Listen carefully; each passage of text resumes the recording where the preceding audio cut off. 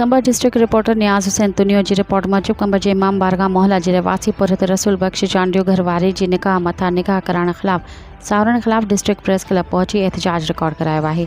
इन मौके ते पुरहत दाहींदे सहाफ़ीन खे ॿुधायो त मुंहिंजो निकाह मसमात सुरैया सां 2 साल अॻु थियो आहे, जंहिं मां मूंखे 1 साल जो पुटु ऐं घरवारी हिन वक़्तु गुहारी आहे, जंहिंजे 1 महीनो अॻु मुंहिंजे सोहरो ॻोठु घुमाइण लाइ मोकल खेसि वठी वियो, जंहिंजो हिन वक़्तु ज़बरदस्ती मुंहिंजे सोहरे रियाज़ चांडियो जे संदसि पीउ गुल हसन चांडियो ऐं चाचो ख़ादिम हुसैन ऐं तालिब चांडियो निकाह करायो आहे। ऐं जॾहिं मूं पंहिंजी घरवारी खे वठण लाइ सोहरे ॾांहुं वियसि त हुननि मूं मथां सख़्तु तशदुद करे मौतमार धमकियूं ॾेई मेरो ख़ान पुलिस हथां गिरफ़्तार करायो।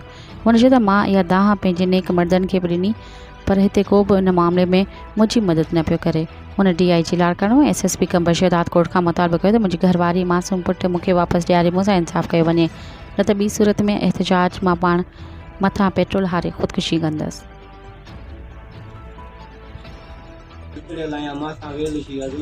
मुंहिंजी घरवारी खे ज़ोरी निकाह मत निकाह 2 महीनो मुंहिंजी घरवारी दुधी बि आहे। 7 लख मुंहिंजो सोरो जुआरी आहे, 7 लख वठी वञी जेका उते ॾेई उते निकाह विझी ॾेई आयो। मूंखे उन खां बाद 4 ॾींहं ते मूंखे पंहिंजी घरवारी फ़ोन करे मूंखे ॿुधायो आहे त हे ज़ुल्म शियो थी, जल्दी पंहिंजो बंदोबस्तु करे जेका 1000 रुपया घोड़ियो फिरो वञे भाऊ।